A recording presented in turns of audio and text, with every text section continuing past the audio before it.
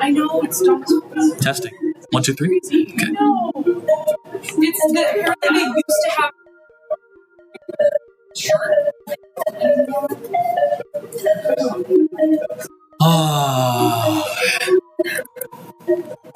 Okay, ladies, gentlemen, everyone, let's go ahead and get started. I have a feeling this is not going to be the longest lecture of the semester, which is really saying something because we've had a few short lectures. That's just kind of how it goes in that debut semester, at least for me. But I have a question because it's going to change the way that we do this lecture. How many of you have a game or a prototype or something that you would like to get feedback on? You'd like to show off in the next 30 minutes or so? You've got a game build. That'd be awesome. Or you have a model or some drawing or idea. Okay. Raise your hand so I can actually count. Like you actually want to show something off. There's like...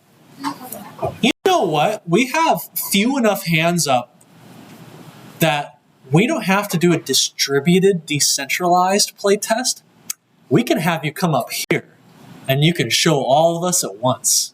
How does that sound? It's like, ooh, all the hands going down. It's too spooky. All right. Okay. Who has something that that you would like to show off or talk about or just get feedback on? Well, I just did this, but I can show the iBones right there. Yeah, absolutely. Fantastic idea. We want to bring up your laptop? It's a little bit hard because I'm broadcasting. People from home might not see it. You know what Can you share the file with me? Yeah. Send me the file. DM me the file, okay? Okay. Yeah, there we go. That's how to do it. Yeah, DM me stuff, and I will bring it up, and you can walk up and talk about it. And once we're done with everyone said their piece, we'll do a very tiny lecture on kind of the state of the animation industry, okay? Very heartwarming lecture, all right? Full of hope and dreams and inspiration. Yeah! So don't worry even for a second, okay? And let me see here. Okay. Let's go 298, team, Mortis. Okay. All right, yeah, send me a DM, and then you can come up and talk. Oh, in the meantime... Oh, it's too big? I'll just drive it. I'll put it in Google Drive. Yeah, put it in Google Drive. Send me the link. If you don't have your course completion sticker right up here, you get a EECS 298 completion sticker, and you also get a Blender sticker. This is literally just the Blender logo I grabbed from the internet. We're giving these out a little bit early. You haven't finished the final project yet, but we're giving these out a bit early because we know that some people might be heading out, right? They might not be at the showcase. I think almost everyone will be at the showcase, but not everyone. And so we want you to have that sticker to commemorate a very difficult class that you have all done a fantastic job in. So well done. Kudos to you. Do I have any DMs yet? Let me see. Okay, here we go. Dom, here. Oh, sorry. That was... It's like, where? Here. Where? Don't know. Okay. So we'll give it just a moment. I believe you're going to show us how you managed to rig the eyes, facial expressions to your custom character with bones, correct? Yeah. If you recall, why do we use bones so much in Blender? Even for things you wouldn't think we're going to use it for. Eyes, using bones for eyes, why would you do that, right? Yes? Probably easier to animate than UV textures. Yes, kind of. So question is, you often do things like eyes with shape keys. Think about Spyro when you were first learning shape keys. Think about Villy, right? Her facial expressions, mouth, eyes, stuff like that. One pain is that, at least I haven't found a natural way past it, but when you go and try to When you try and animate within Blender, it's not a big deal because you can just create some actions, create multiple actions. Each action is associated with an object. So you have one action associated with the armature for getting the character like dance or do poses. You then have a second separate action that controls the keyframe because that's associated with the object and not the armature. The problem here is that when you bring these things to Unity, you're in for a bit of pain because now you have two animations and not one, all right? That means you have to kind of mess around with it. You have to write quite a bit of code to synchronize those two animations so that you play two at the same time and synchronize them so they're not all off kilter and stuff. So that's a bit of a pain. If you can write C# code, you can do this. If you are just learning Unity and you have to use the components that your engineering team gives you, that's kind of scary. So by sticking with the armature, you are sticking with one object, the armature in Blender, that does everything. That means one object means one action, which means when you bring it to Unity, one animation handles it all, okay? So that's the power of the approach. It's kind of a pain, isn't it though? Yeah. It's kind of ugly, yeah.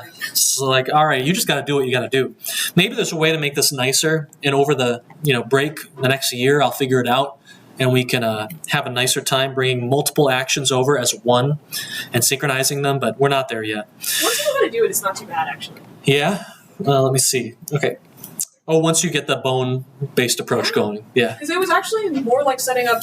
I actually thought I went back and I referenced the Rayman model tutorial that we used to disconnect the bones and everything. Yep. Good. Okay. All right, rock and roll. Actually loaded in just fine. Yep. Okay. Yeah, so it should be external data automatically packed, good, which means, it should just load in. Okay. Yeah, come on up. Sure. Okay. So the way that I did this was his head had a mirror modifier on it, so I was just worrying about one side at a time. Oh, sure. Yeah. So whatever I did to this side was done to this side as well. But first, actually, I referenced off of my friend Hero because he figured out how to, you know how we, oh my gosh. Hold on, sorry. We did that whole tutorial with insetting eyes, right? So I inset the eyes, I made eyelids that could open and close, and sort of like a puppet, once you know what to manipulate and which parts of the eye you need to grab to open and close, if that makes sense, then you can move on to do your bones. So I figured out, I'm trying to remember, I think it was these for, hold on. I think it was these for rectangles right here, and perhaps this one as well right here. Hold on, I'm just gonna click this. I can't hold this and talk. Is that good? Yeah. Okay, so I knew that I had these, and I could just, sorry, I'm not used to this trackpad, just shrink them and close them. I can't do it very well right now because I'm trying to do 3 things at once, but you figure out how to make your eyes open and close. Then I needed 2 bones, right? I needed one for the top eyelid and one for the bottom for more customizability. Is this all making sense? Yeah. Okay. I needed one for the top and one for the bottom. And then I went into weight painting mode since I knew how to, I knew which parts of the eyelids to grab, right? So I knew where on the armature I would have to paint. So for the top eye, I just painted here. And because the face geometry is a little bit funky, cutting out the eye from the face forced me to have these lines here. It didn't really matter that these were painted, and the rest of the UVs actually weren't too affected. His eyebrows move surprisingly fine, even though I'm dragging the bones up and down. But for example, here's the top eye, and here's the bottom eye. And of course, when I did this, it was all mirrored, so I had to copy this weight painting to another bone, which actually is not as difficult as I thought it would be, because there's a little drop down here, right? And you just click duplicate vertex group. So then if I wanted to duplicate whatever was going on in this left eye to the right eye, you delete this vertex group right here, R top eye, duplicate L top eye, and then this is actually really easy. You just rename it R top eye and make sure it's the same name as the bone that you're trying to move the vertex group to. So not bad at all. But all that said, that's basically everything. So I'll just show you really quickly how it actually moves. So say I wanted to do a death animation, I could just drag this up. I haven't done too much with this part yet, actually, but I was assuming that it would actually kind of be like moving, how we animated Daisy's like eyes themselves to drag out of the head. I figured you could do like a constant interpolation so that it moves from one spot to another without having to see like the creepy, like, you know. So you could just do that simultaneously and have him like, oh, I don't know why it's not. There we go. Like jump up and fall or whatever. But yeah, that's my demo. That's absolutely everything. Fantastic. Thank you so much. So like it definitely, I think it should be really clear like why character, rigging artist is like an actual dedicated role, right? So you get handed a great model, usually in a T-pose, and it's like, hey, our animators can't do anything with this until you create the rig for it and create all the nice controls, the control bones, shape keys maybe, and you have to make that work. You have to create a wonderful situation for your animators, and then you have to go and document, hey, animator, oh, you want to do stuff with the face? Here are the bones you need to use. That's the tool that I'm giving you. And I give you bad tools, like bones that are poorly weight painted or that are hard to find or hard to use or they affect too many things, that my animation team, my animator friends, are in big trouble, right? So it's it's pretty amazing, isn't it? Can you imagine just working all day on a rig that has not like tens of bones, but thousands of bones, all doing different things, all kind of interconnected. It sounds like a bit of a nightmare, doesn't it? But that's, characters that look really complex and really, really realistic and good need a lot of fine controls. Yeah. So pretty cool stuff. Okay. Next up, what do we got? All right. Very good. Okay. Navarro, come on up. Okay, so this is a very scuffed early version of the game, which is way better than a lot of the games that aren't even here or don't exist yet. So I think you're ahead of the game. So go ahead. You can pin this if you want to, or just hold it, whatever you want to do. Who wants to show something off next? Don't raise your hand all at the same time. Yes, yeah, rock and roll, Isabel. Okay, send me a DM, right? Okay. There we go. Can everyone hear me okay, or is this too far away? It's a bit far. Well, I can just hold it. It'll be hard. Yeah, so this is a very early version of my game, yeah. Really quickly, do you know why we added this click here to begin screen? It's like this didn't used to be here. I added it when I noticed that a lot of your builds were messing up something.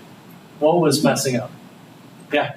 I noticed that like the audio was like it was silent for a Bingo. while, so like unless you restarted the game, you couldn't hear the audio for like EECS 298. Yeah, exactly. I'm trying to grade everyone's EECS 298 vocal, and I'm like, well, I can't hear it. It's not in. Yeah, and then I would like have click to in the window as it was loading. Yes. So this is actually a browser security feature where browsers in general will not allow a web page to play audio until the user has clicked on and interacted with that web page.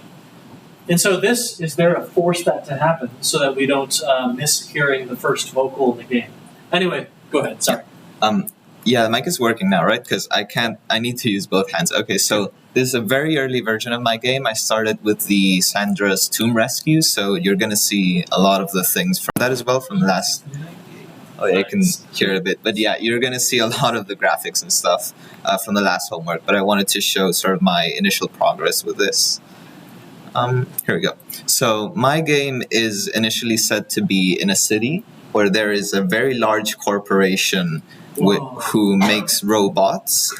This is their building, very humble.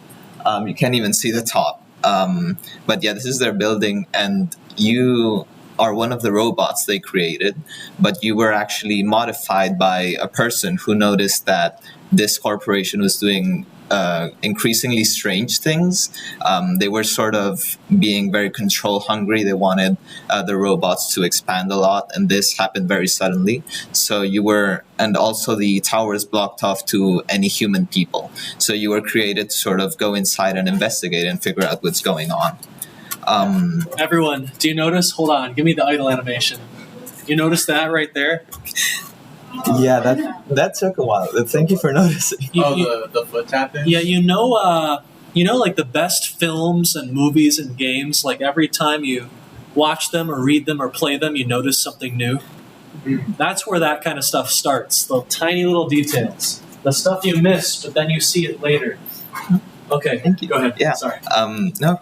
So so we start here. This is the layout for our city. It is still very barren, but I have a few buildings over here. I use texturing for the windows, so it is just one texture but mapped to all the same rectangles. So yeah, this is how I made the buildings, and I plan to fill out the city a lot. This is the main enemy. This is the spider bot. This is one of the robots they made.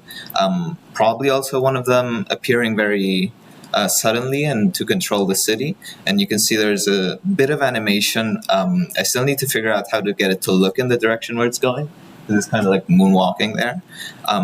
But yeah, this is the main character as well. This is Kickbot. So as you can see, she's very focused on her legs. So whenever she jumps, she kicks and does a bunch of stuff, but she never actually uses her arms. So I'm planning to have another character which uses only their arms, which I'm not sure how it's gonna work with the running and stuff, but it's gonna be interesting.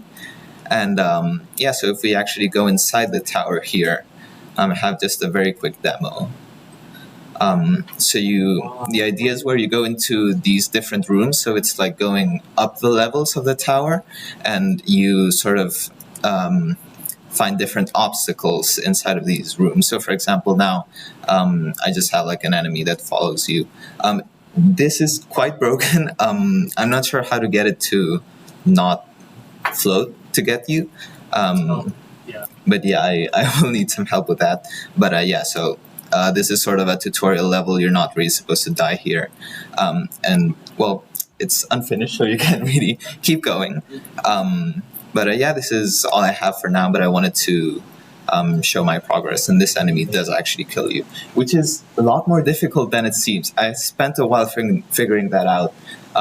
Because you need the interaction to actually kill you on touch, but the following to happen at the start of the game.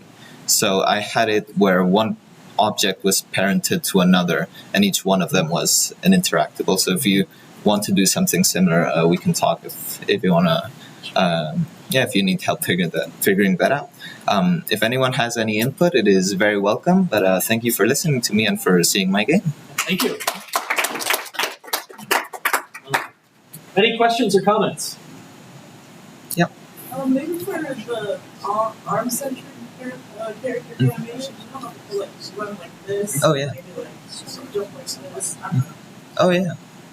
Yeah, I could do moving their weight a lot with the arms. Maybe that's a good idea.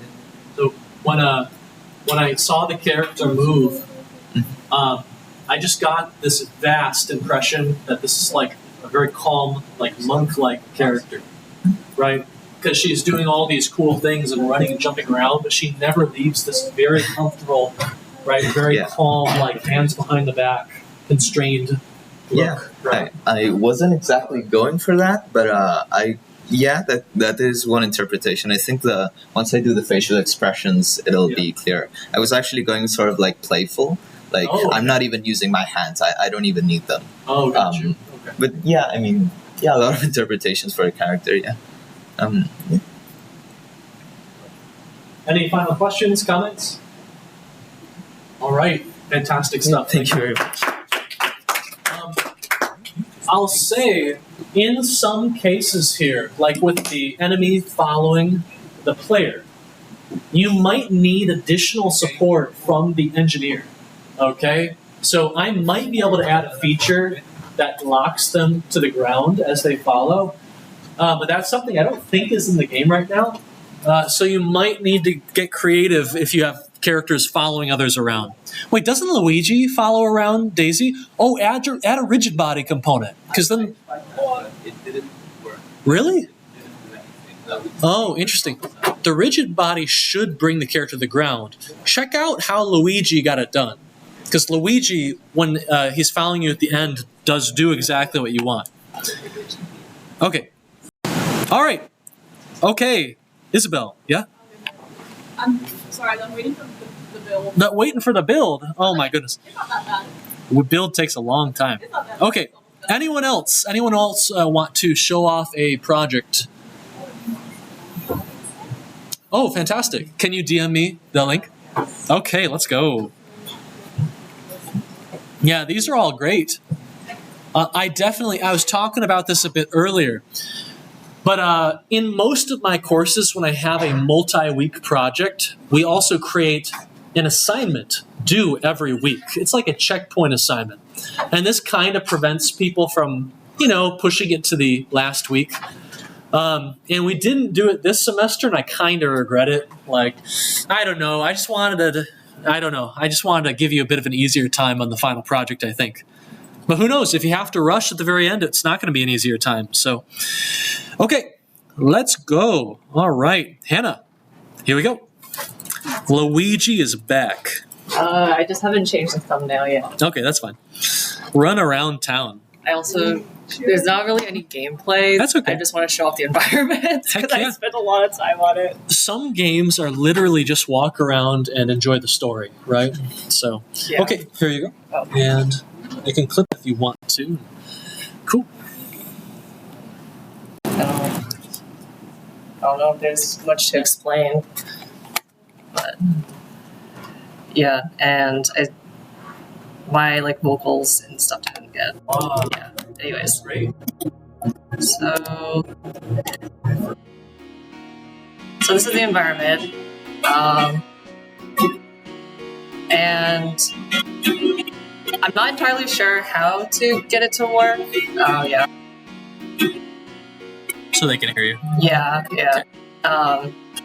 But I really wanted to have the trees and stuff cast shadows, because without it, it kind of looked a little bit bland, I guess.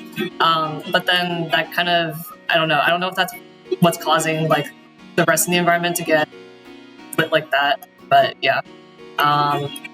So this is sort of all I got right now. The town consists of these two buildings and this one guy. He's got dialogue.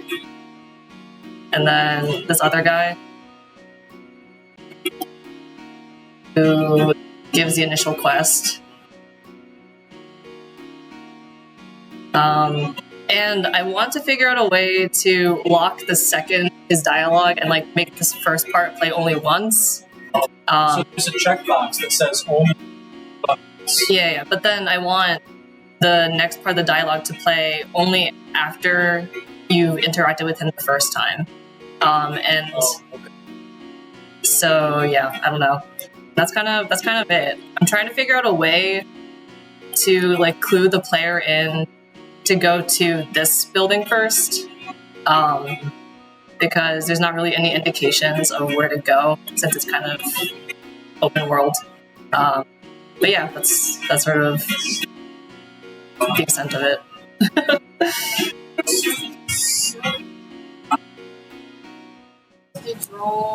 Oh yeah, all of this is just texture paint. I downloaded a brush for Blender, and then I used that to make a huge plane, and then I just painted it with the path, and then some of the grass. The rest of this grass is not filled in because this took a really long time and I was really tired. And then, yeah, I don't know. The rest of it was, I was kind of taking some inspiration from rural Japan. So some of the architecture is a little bit reminiscent of that. And oh yeah, and then there's my one particle effect. Yeah, looks beautiful. How did you get the trees to cast shadow? So the plane, yeah, the terrain itself is a lit material and not an unlit material. I think that's how it works. Because then, yeah, I don't know. It made the lighting a little bit weird, so I need to figure out how to make it so everything is I lit. have a question regarding the plane. So you're playing using the texture from Blender, or you create the model with surface, and then you just put it that's model of the surface on the plane. I did. I'm trying to understand. There's a bumpy. Oh yeah. So the one homework where it shows how to use the normal map to make the bumps and stuff. So I didn't make a normal map. I just took a plane, subdivided it a whole bunch, and kind of raised parts of it so that I could get some hills. And then on top of that, I did a texture that had all the paths. Yeah. So, yeah. I also need to figure out how to do a sky because this is currently just yeah. Yeah. So yeah, that's it. This environment is astoundingly good. Thank you. And I think if you took a screenshot right here, Mm-hmm. this would look not out of place on Steam or some of the commercial marketplaces for tiny indie games. So I think the challenge you might face is this looks incredible, and it also takes a lot of your time, right, to make it look so good. Yeah. So the question is, how can you kind of expand this to a 10-minute experience and check all the boxes you need?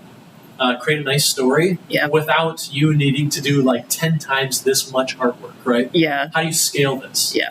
The current plan is to probably sink the most time for the environment into the rest of the terrain, and then just recycle all these assets. So I have the one building. Maybe I'll make another one just for some variety. Yeah. And then I already got these 3 characters, so I think that's probably about the extent of it.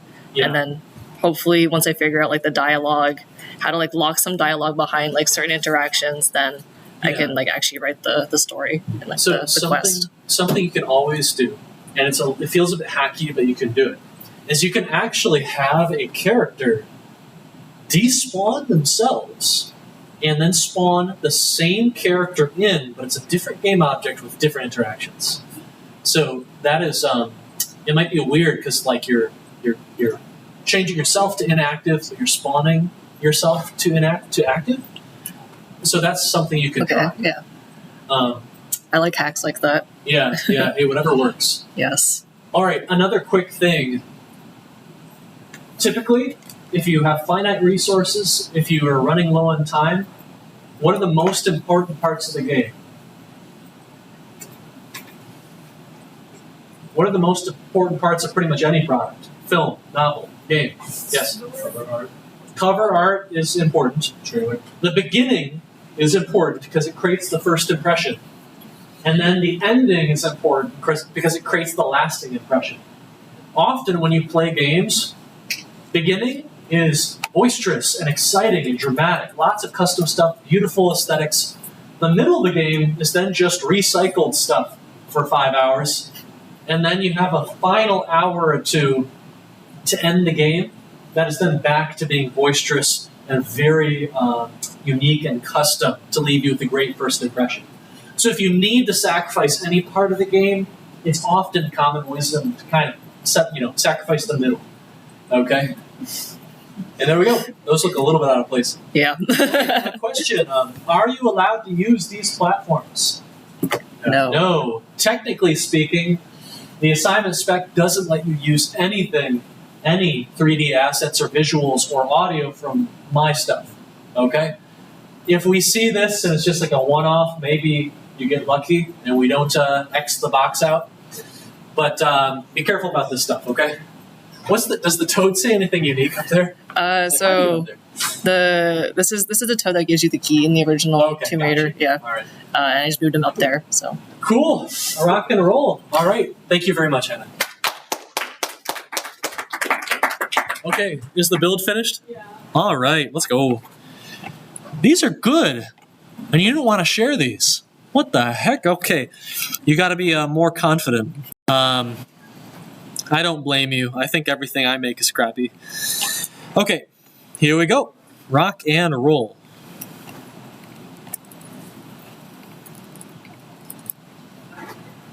my god, not that. Not that much? Oh, okay. Why is it I think Oh my god. Ew. Please, Lord. Rescue Adventure. Wow, look at all I'm the gonna cry. look at all the friends we have in here. Quite a group. Those are not. Okay. Just ignore them. All right. Go. So mostly, I've just been working on the the characters. So I got these guys here. This is my playable character. This is Gleepglorp, and this is the NPC. I don't know what that one should be moving, but she's not. I don't know why that's kind of like repeating weirdly. I'll figure that out later. So you're gonna talk with this guy. The whole premise is like the evil human scientist building has captured the queen of your alien cat world, and you're gonna have to save her. And then once you do save her, you get to unlock her as a playable character. Nice.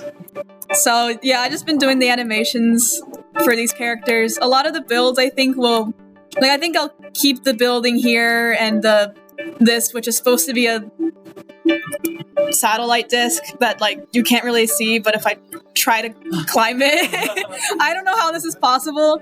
If I like try to climb it like that, you can kind of see. And I don't know. I'm just kind of figuring out like the whole level development. I was having too much fun animating and making the characters. They're pretty cute.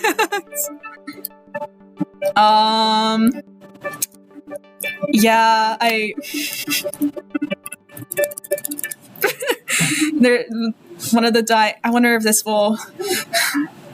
Yeah, there you go. For KO. Are these other characters staying in the game? No. Okay. No.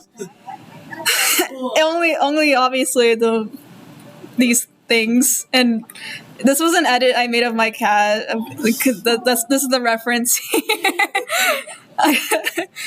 Yeah, I don't know. That's all. I guess. Hope you guys like the characters. Okay, Oh my goodness. a quick note, and I say this to my 494 students all the time, but good characters can carry the whole thing, okay? Like, you say you don't have much done, but great characters is like, that could be 80% of the battle. And another thing, if any of you... What's that? 80% of our grade. No. Um, Thing is. But, okay, so if you are also feeling a little bit wishy-washy about, like, oh, how do I design my level? Like, okay, what's going to work out? This isn't really a game design course. If you take some of my other courses, we go deeply into that kind of stuff. But remember, one great example we had in class, in lecture, was Spiral, okay? Remember how those spiral levels tended to work. They tended to begin with a slightly little choke point area, a little bit of a linear section, and they tend to begin in kind of a safe way. But then you kind of get some opportunities to walk around bigger areas, and sometimes those bigger areas become choke points again, right? You see that in the design of the Daisy Tomb game, right? You're in a safe area, you got people to talk to, nothing's bad's going to happen. But then you go into some more linear sections where we have some ideas of some platforming challenges we want you to try. If you're ever confused about, like, what can I do in this test bed, go back to this project. Look at the game objects. There are many that are invisible, and they have interactions that are controlling things, like these platforms, or that moving wall, okay, that gets pushed back whenever you grab the switch, right? So, Yep. All right. Any questions or comments? You've got comments, surely. Why she's dirty? She's not dirty. It's supposed to be texture. It was a bit rushed, but that's okay. You know what? No, I lied. It's because she was fighting against the evil scientist who captured her, and she's covered in dirt. Lord. That's why. There we go. Oh. Smart. Good explanation. Well, of course. Yup. Her little animations are so Thank you. I spent a lot of time on them. the guy with the one eye is so adorable. I'm so glad you think so. I had a lot of fun with that one. I'll try to Oh, I don't think I can even go back outside from here. That's okay. Yeah. Oh, brother, I didn't even notice. Sometimes for just a second in the falling KO, you Yeah. see your character there, and then they fall down. I wonder. Because I think there's like the delay. Yeah, there you go. Yeah, that's good. Yay. Okay. Okay, what's next? Questions?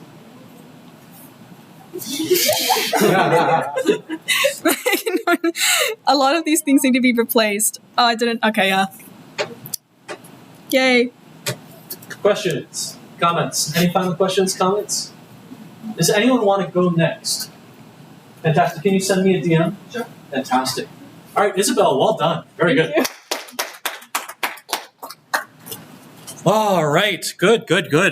Yeah, so again, like one of the reasons the Daisy Tomb Adventure exists, that like all this platforming exists, is like I started building a demo to show you the technology and how it works and what you could do. But I discovered I was having too much fun, like building a story and thinking, oh, I can have this challenge, and it would have been longer, but I ran out of time. So hopefully you'll have fun putting these things together too. And you don't have to do anything super novel or crazy. Which checkbox on the assignment says it has to be a super innovative novel game? I don't think there is one. And if there is, I'll remove it. Do the best you can. Have fun, okay? And if you are feeling a bit constricted with what you can do with the level design or the puzzles or enemies or AI, put your innovative efforts into the characters, into the story, into the great music that you find or make yourself, okay? Innovation can come in many different places on any different product or game. It doesn't have to be super innovative gameplay, okay? It could just have great characters. Mousetrapped, all right. Okay, let's get that up. Come on up. Okay, Eliza. Here we go. See how loud it's going to be? Yeah, hopefully not too loud. Oh, sure. Cool. Okay, let me make the screen brighter so it's easier to see. There we go. Cool. Do I like pin it or? Yeah, you can pin it or you can hold it. I'll just hold it. Okay.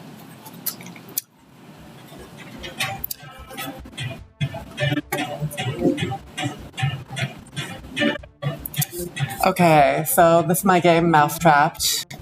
This is actually an adaptation of a previous game I had made that was like a 2D game, so I really wanted to take the characters and transfer them to this 3D environment. Currently, I've been working on getting all the buildings into the game. I don't know why the quality is so low right now. Okay, so do you know why this happens, everyone? So we have some technology in the test bed that tries to check what your frame rate is. And if your frame rate dips below 60 frames per second for too long, it will begin to degrade the resolution to try and get the performance back up. You can see the game is running not super smoothly right now. And so this is why it does this. If you want me to remove this feature, I can do it in your project. Just come to office hours and say, I want this removed, and we can try and remove it. But, yeah. Oh, damn. Maybe, maybe we have too many different materials being used, or we have too many cameras, particle effects, I don't really know. Yeah. But yeah, it's struggling, isn't it? Let's try and run it in Chrome, because Chrome tends to have a bit better performance. Let's see what happens in Chrome. Will taking that feature out make your game run worse? Yeah, so the feature, what it's doing, and why the game starts to look extra crispy, is that it is cutting the resolution progressively to try and get the frame rate to go back up and be smoother. So if it stops doing that, then it might run poorly. Okay. So yeah, currently for now, I've just been working on getting buildings and some of the characters into the game and modeled. So I have a few of the character designs. I've only just been getting started on some of the animation on them, but I spent a long time in Blender trying to make sure that they all had like really unique personality to them. Yeah, none of the dialogue is in yet, but it's all just test stuff. And I'm planning on the game itself kind of being like an open world, like exploring the city kind of vibe. I need to turn down that jump. But Amazing. yeah, so Wow. I'm really planning on it kind of having some like hidden secrets and stuff. I kind of want to see if I can get some type of like lunge in there, very Super Mario Odyssey-esque. Yeah. And then I also have some obstacles I'm planning on working in, like barbed wire and whatever. I still need to go get one of my friends to do some voice acting for the game, but it's all coming along pretty well. This is all old textures I already had, but I say that they transferred over pretty good so far. Yeah. So, yeah. Checkpoint. Those are huge checkpoint flags. Yeah, I tried to shrink them down, but I think that the scripting sets the scale automatically to 1, so... And changing the size in the blend file is only messing up the animation, so I'll play around with it some more. Hopefully you can change it in like the import settings. Okay. You don't have to go back to Blender to mess the animations up. Gotcha. But yeah, this is kind of where I'm at right now. Still trying to work on some stuff and some features. Yeah. Want to work on a sprint bar of some kind. But yeah. So. Okay, fantastic. Well done. Very good. Okay, so questions and comments. You can call. Yep.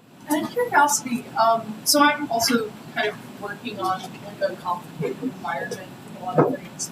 Did you, with all of the buildings, like, are all of the buildings like separate models that you like placed individually within this world, or like how did you like structure like what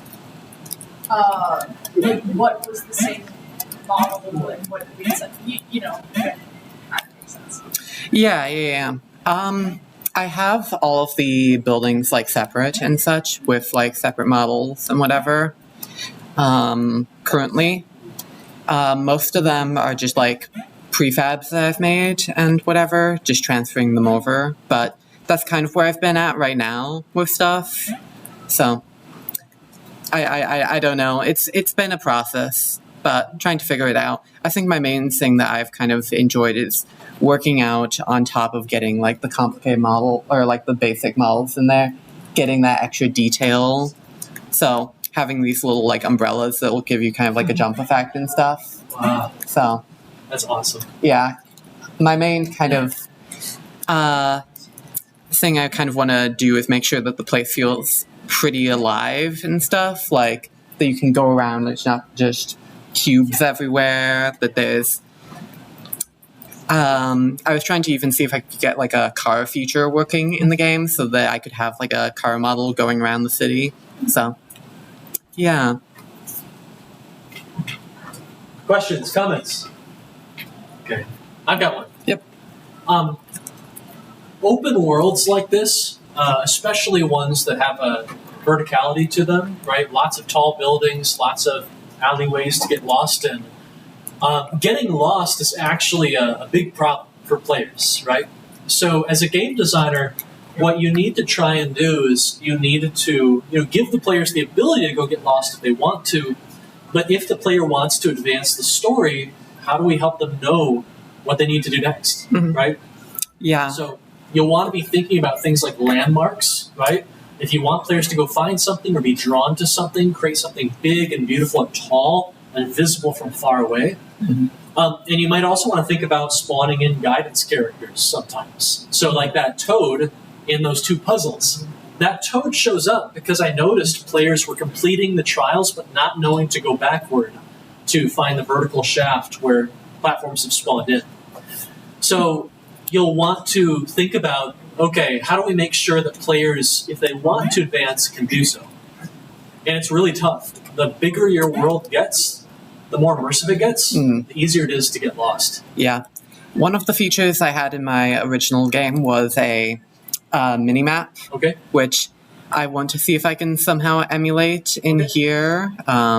that's actually what we're walking around on right now. While I don't have like the ground texture in, Yeah. I just used the massive mini map so I could get a reference for where everything was going to go. So yeah, trying to figure that out. Another thing I want to point out for all my engineering students, because the art students already know this, one reason this game looks so incredibly cohesive and pretty professionally made from an art perspective is that the color palette is fairly minimal. It is full of kind of very cool blues and grays and whites.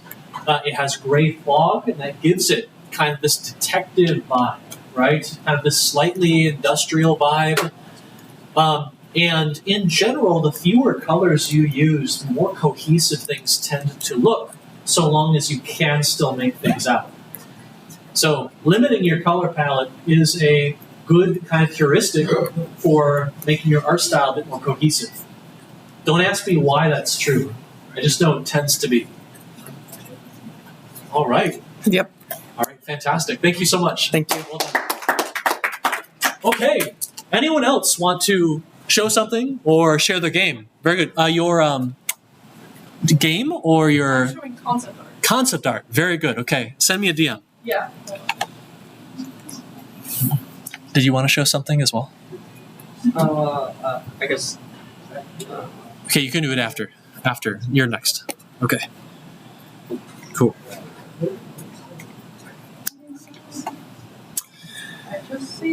Got memes going on? What kind of memes do we have? Yeah, Albert, what is this? It was awesome, but... That was for the Wolverine Soft Turkey Jam over the weekend. Oh, okay, gotcha, And- gotcha. I guess I had to make these models sort of explicitly using the sort of techniques. Awesome, yeah, you can show that off. Are you going to use the character for your final project? I might have has just like as other environmental elements. Okay, fantastic, good. Okay, go for it. You can use this as a like. Cool. Hold on. Okay, that should be good. Oh, it is. Okay. Hi. I don't have a game build done yet, but I do have a bunch of concept art for stuff I've been working on. So I've mainly been planning out. The first thing I did was I planned out like what the whole structure would look like. So I kind of have this sort of map where I did a lot of arrows with like stuff about like what song would be playing in which area and like what kind of the obstacle of each area would be. And then so it would start out in like this small room that would be kind of like a foresty area, and I would make it have an overhead that I don't know how I would probably do it with like particle effects. Oh yeah, I had particle system like fireflies in that room, and it would be like a night sky above, and you would have an NPC that is this character on the left here, who's going to be like basically this like old archmage who tells you like my academy has been attacked and I need someone to go in and help figure out and help save my students who are stuck inside. And so these are the two students that you would rescue. And this is like, you're like this like mysterious lone witch who's like just out in the woods, and who finds so I think like kind of the story would be like, you're kind of an outsider in the world of witches, but you're stepping in to help these young witches get out of the academy. So really, really quick question for all of you. If you have a character that has a lot of very loose hair, so it's not kind of a strand thing like an updo, or like something thin like a small cape, like how do you use dynamic bone on something that's kind of more spread out, okay? Like a round dress or a long, loose hairstyle. What can you do? How do you make that work? Yes, use dynamic bone, but what does that look like? Do you have one dynamic bone that comes straight down the middle? I wasn't planning on using kind of like a web of bones across the hair. Yeah, like absolutely. kind of distributing the mass with what I would imagine what the amount of each of the hair would be in certain Yes. areas. Absolutely. Is kind of what I was thinking. Yeah, so that's right. So it takes some experimentation, but you can distribute bones that kind of run down the hair and split off from each other, forming kind of a tree that goes down and fills the space. You probably don't need a ton of bones, right? I think on Greek Tragedy, when Amy's hair is loose, I think we have like 2 or 3 bones that just go down most of her hair. And that works pretty fine, okay? But, yeah, cool. Yeah. But yeah, this is the main thing that I've been planning. It's basically it would be start room where you meet the archmage who's like injured, and it's like you have to go help my students, and then you have to like, and also the academy is like hidden inside of a tree, so you would be like going through a tree trunk, and then it would lead into a cavern where you do like parkour to get across into the academy, and then there would be like 3 kind of riddles that you need to solve to successfully get to the next rooms, and then you would, and each room you would be rescuing a new player. And in the final room, there's like, it would basically be a thing of like, there's this giant robot magician, like magic robot that's there that you have to shut down using clues in the room. And then you can recruit the NPCs and you can switch between them. And then, yeah, and then you kind of get to this like cool lake ocean thing, and the professor will be healed in the end. So, Yes. Save the professor. yes. No bias. Yeah, but that's just, I just wanted to share some of my concept art and things I've been Very good. thinking about. Thank you. Hey, questions and comments? I've got one. Yeah. I'm so jealous that all of you can draw well. Like, I wish I could draw. I can't. Whenever I start training, I get bored. I wish I could take a class and have the professor just kind of force me to draw a few hours a day. Just get it over with, right? Yeah. But yeah, it's amazing. Having both 2D and 3D skills, having one of those is crazy. Having both is totally OP. So, Yeah. Cool. any questions or comments? Final questions, comments? Okay, thank you very much. Okay. So, something to keep in mind as well. Whenever you're planning, it's really good that a lot of you are planning your games. Always keep in mind, what will I cut if I start to run out of time? And in what order will I make my cuts? In other words, I have all these plans for what I want to put in my game, but if I can only get a quarter of those things into my game, what are the small handful of things I'm going to keep? And what are the things that are just nice to have? In professional game dev, you usually try and build things in order of value and priority. So that if you can't get to something, you run out of time, you run out of money, then at least you have the core of your game. So it still kind of works, right? If you focus on the wrong things, you can end up with a game where, oops, I have really good menus, but half my characters are gone and I have no final boss. And so the game ends up being not so great, right? Okay, like to go? All right, very good. Did you message me? Oh, I guess it's in the just in the. Oh, it's the memes. Okay, here we go. Yeah, come on up. This is not quite the final project, but it's a Precursor thing. it's a precursor project. Here you go. Okay, rock and roll. Explain what a game jam is for people who don't know. And here is your microphone. A game jam. It's sort of like a what is it again? Hackathon. Oh, it's an event you make it like people participate in the event. Developers, artists, or like they can join a team or a solo to develop a game in a set amount of time. Sometime, for example, this one was 48 hours, just over the weekend, and then, it's just a sort of a fun thing, also a way to get stuff out there to test, and in particular this one, the theme was memes, Oh yeah, I forgot to mention they're often based on a theme. Yeah, the game jams. And this might be a bit loud. Oh. That's okay.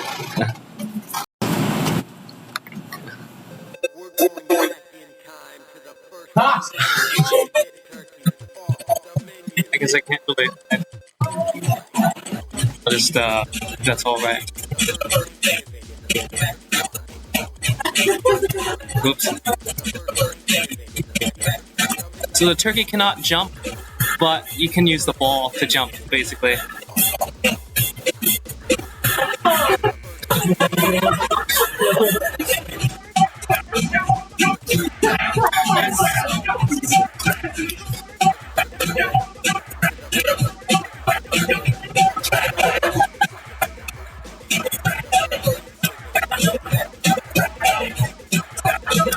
And yeah, I guess it just.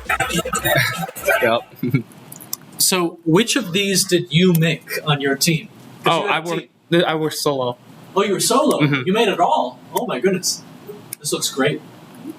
I guess I basically sort of focused on two things. There's the turkey, of course. Oops. Let's see. The turkey, just of course dribbling. It's the animation. It's the model, newly modeled turkey. This looks great. And Wow. dribbling, and of course, there's some other stuff that just from the past, the past assignments, lectures, the dynamic bones on some things, and assigning model animations, the running. But I also had sort of learned some own programming things, and in particular, just try to have a feel of what I could sort of rip apart from the what it can tear into, sort of I guess including this the animation particularly there. Just sort of testing trying to push the limits of what I could sort of do for this project, maybe. It's extremely impressive. Oops. Did you win the hackathon? I did get second place. Second place. Wow. Well done. Good job. Who beat you with these great animations? A team with even more, I guess, they had a lot of. I think what did it for them was the art specifically. They had a lot of art. Okay. This one, I have Aurora Borealis in the background. And yeah, in gameplay wise, I guess there are 10 hoops. Go through the world, you dunk 10 hoops, and complete. Okay, questions, comments? I assume you made the music, yeah? The music, of course, it does. Should I turn it up again? Oh well. Yeah, you can. Of course, it does use the samples from two particular memes. Yeah. But yeah, I did whip up some music using those and chopping up stuff. Any questions? Comment. I got a comment. Look at how amazing it can be when you combine 3D art knowledge with some programming knowledge, right? So many of you, when you go to build your final 3D platformer, you're not really writing your own code. You kind of sort of are, but you're really just using components that I provide for you. And if I don't give you a component for something, you can't have it. But if you do have a bit of programming knowledge, you don't need to be an expert, but if you have a bit of programming knowledge, you can break free of those constraints. You can make your own components, your own controls, your own game mechanics. And that is an exceptionally powerful combination of skills. Almost no one has those skills because guess what? 3D art and animation is hard, and programming is also hard. But it's amazing what you can do when you have both those skills, isn't it? And in just 48 hours, too. Ridiculous. Your turkey is really smooth. Is it just? Do you just have a shade smooth modifier or a shrink wrap? It's really, really shiny. Oh, specifically greasy. Like your wings are greasy. It's sweaty. Oh, I just turned up sweaty. I turned up some kind of I'm not sure what it was. It's like a roughness or metallic. It was just blue sliders. Honestly. It looks like plastic. You can see the light reflecting. Yeah, and they're like just rectangular prisms. Nice. Okay. All right. Thank you very much.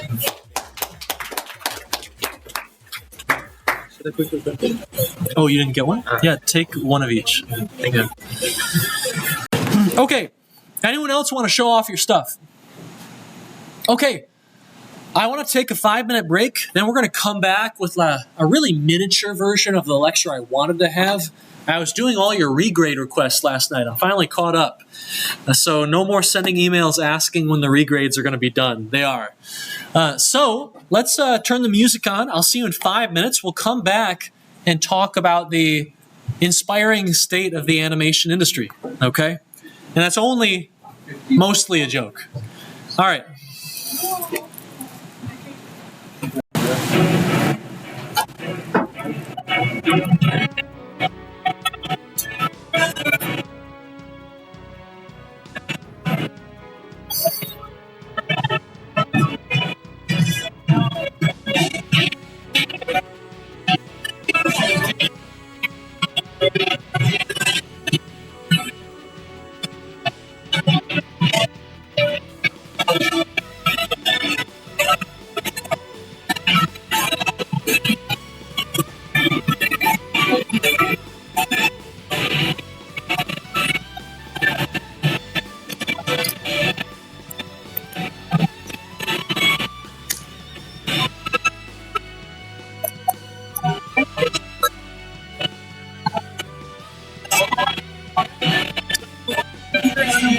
Okay, let's take a look. It might need to.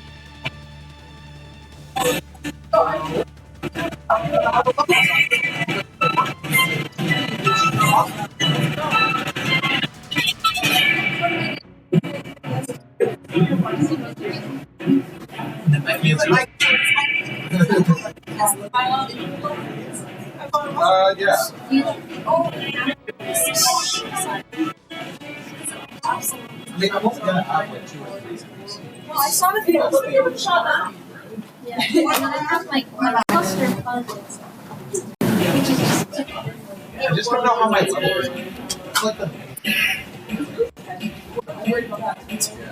and also I don't know how to use Unity.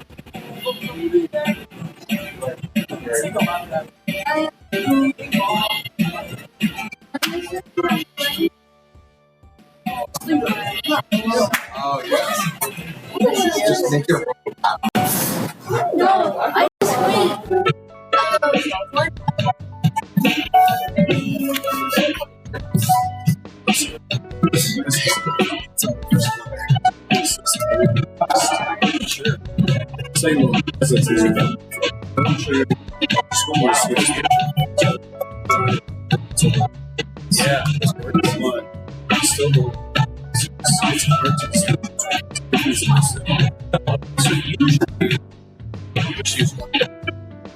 just wait. Everything's big. Sometimes switches.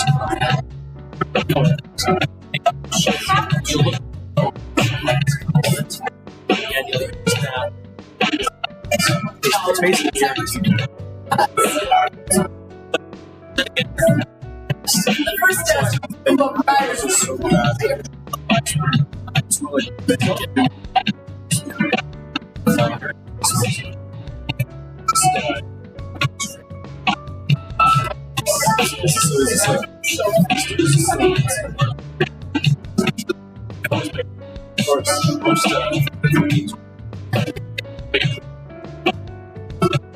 yeah, it's so long way to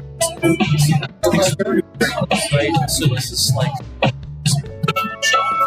feels to someone because I really feel like do but the fact that as you go it's just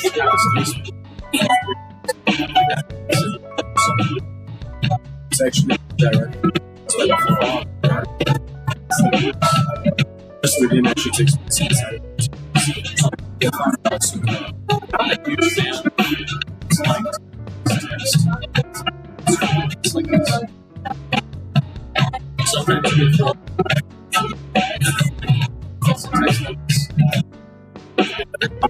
text one shows up and it's just a text of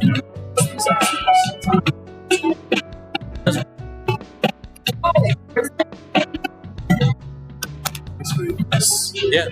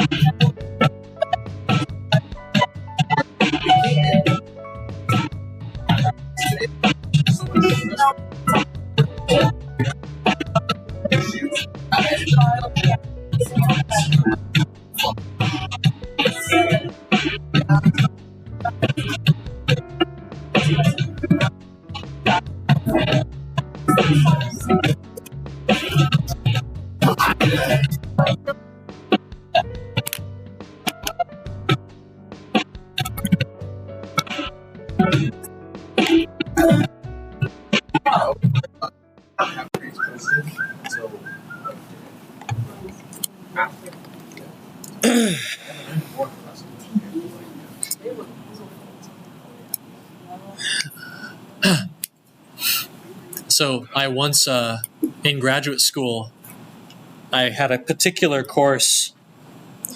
In grad school, computer science grad school here, I had a particular course that only gave us 2 grades the entire semester. Oh. And I got my first grade about halfway through, about 2 months in after presentation. And then my final grade I saw on my transcript after the grades had been submitted at the end. I didn't have a chance to see what it was going to be. It was just like, oh, I guess it's in. Oh, I guess I got an A-. All right. So that's how it goes sometimes. When you're a professor, you've got a lot of fish to fry. And when you're a teaching professor, a lot of those fish are kind of aligned with the students and very close to the student experience. But a lot of professors, they are obligated. They're very much obligated to focus on their research. And research that hopefully is going to be extremely impactful, and we want that. But that means sometimes courses, it's a bit hard to find time and resources, right? So that's just how it goes, all right? So that context will hopefully be helpful. Okay, so this is not a super long lecture, and I actually, last night at about 5 a.m., I said, you know what? I have an idea. I don't know if I can finish this lecture super well, but I was able to find someone who I thought did a great job, okay? Usually I create all of my homeworks and lectures, but this time I called in a little bit of help, and you'll see what I mean at the end. But I want to talk about the animation industry. I want to talk about it because right now, as we learned last time, it is in a huge state of flux. Okay, and we, as animators and artists, I would not blame you for being a bit nervous to be in this particular field, to love this particular medium at this moment in time.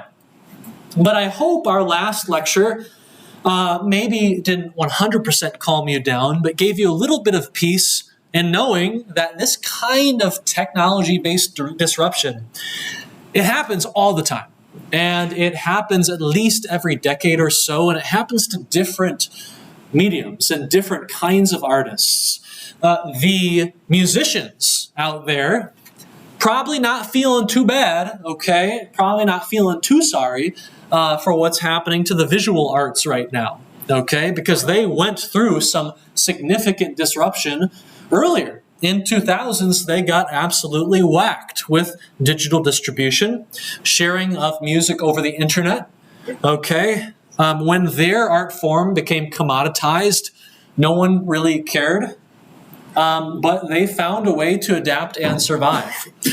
In 2010s, this kind of happened to a lot of indie creators. Oversaturation became a big problem, ironically, as a result of democratizing access to tools.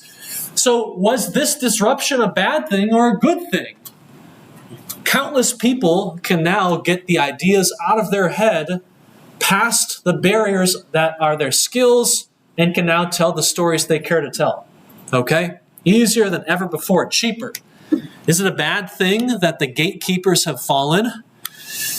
In some ways, yeah, probably, but in others, maybe not so much. In 2020, we now get to suffer, all right? We get to suffer a new tech disruption, and that is obviously generative AI.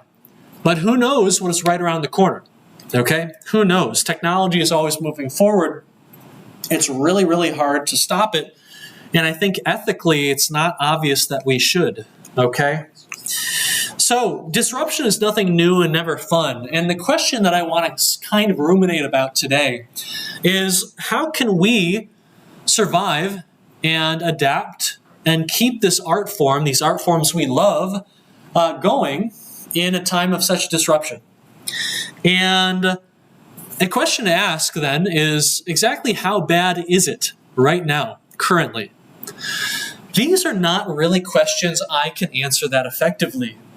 Okay? I am a game dev. I am not an animator. And you could also say that I'm not a pure game dev. Okay? Because what do I make? I make games on occasion. But what do I really actually make? Like, what is actually my profession? You're a lecturer in makes courses. Exactly. I don't create games, I create university courses, which are very similar things, but they're not the same. Okay? They're definitely not the exact same. But this is still a really important topic, and so we're going to try and explore it as best we can, even though I'll tell you I'm not the most qualified person to be doing so. Okay, we got some headlines, okay? And you don't need to be deep in animation to be seeing things like this. Paramount, post-merger, is going to start cutting jobs, okay? Let's start nice and easy and gently with 1,000 layoffs. No big deal, right? Ooh, ouch, okay. And this is very recent. A recent headline, October 28th. Paramount merging, and that means consolidation and usually redundancy and layoffs, unfortunately. Unfortunately, this kind of thing is affecting even the most premier teams in the industry. Pixar cut 14% of workforce as it scales back streaming content. In a few moments, when we ask ourselves why all this might be happening, streaming is going to be a topic that is going to show up. And we'll talk about that a little bit more. If you go to the subreddits, Animation Career and Film Industry LA, you're going to have kind of a bad evening. Okay? These are very depressing places at the moment. Okay? You'll see a lot of posts that are kind of in this flavor.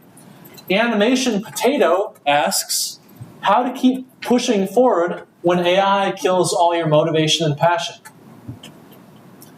It's kind of dire, isn't it? Yeah. PC Grinch, 11 days ago, asks, should I give up? Okay, there is good news coming, all right? It's not going to be just all sad. One of the biggest threads you can find on Animation Career is this post right here by Sparks the Monkey, the animation industry collapsing, okay? And it's actually kind of a write-up and a bit of a response to a YouTube video on exactly that topic. And when you go through the post and the video, you can find some interesting speculation on why this might be happening from some industry veterans. One, the streaming bubble has burst. Well, what does that mean? One of the effects of COVID is that it kind of cooped up a lot of people. We could still hang out, but we had to do so digitally. We could, have new experiences, but those new experiences would be in our homes watching new content, new films, new games, new ideas, new animations, right? And when everyone is in their homes, that creates a massive captive audience for us. Game devs, animators, filmmakers, okay? People who tell stories. Now, when you have a massive amount of demand, like we saw during COVID for something, that creates a big rush of investment to take advantage of that demand, to meet the demand and expand your business. That means a lot of hiring. But what happens when that demand is no longer captive? When that demand suddenly wants to go outside, maybe not watch as many films.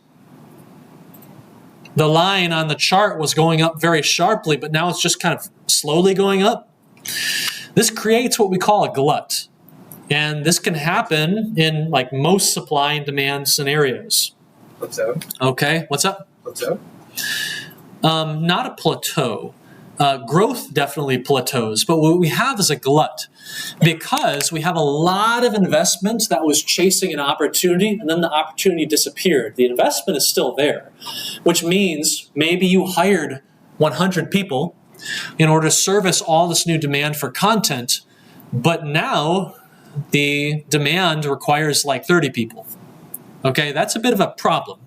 All right, you have more resources aimed at something that doesn't need as many, and so you have a glut. This tends to create a lot of pain, all right? And this leads to things like layoffs. This particular post is kind of depressing. I only showed you a few sad headlines, but there have been a lot of layoffs, and a lot of layoffs that have actually not made any headlines at all, but are still there and still impactful.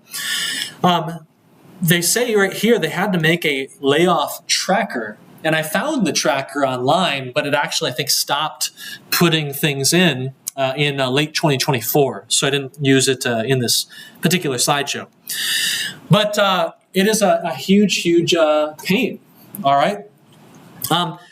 As different parts of the world, okay, become more expensive or less expensive as currencies rise and fall, often not related to anything happening in the animation or art industry, certain places become very cheap to produce certain things. Certain places become extremely expensive to produce certain things. And for a long time in the United States, it has been just expensive to produce anything. It has been expensive to produce any sort of manufactured good. If you go to Silicon Valley and look for technology talent, the starting wages for a new college grad out of my courses is significantly more money, I think about 50% more than I make currently. So you go graduate and then sort of like, oh, all right, kid, like, hey, when I go to San Francisco, like, can you spare your couch for me? Okay, because I can't afford the hotels over there. It's so expensive. If you are a few years in, if you are really doing a good job in San Francisco, you're looking at salaries of 300, 400K. Go to Canada, and those salaries drop to 80K, something around there, okay? So, some places, for various circumstances, are just very expensive to produce things in. The labor cost is very high, or maybe it's very low, and this fluctuates over time. And what really gets me is that it is a confluence of many different things.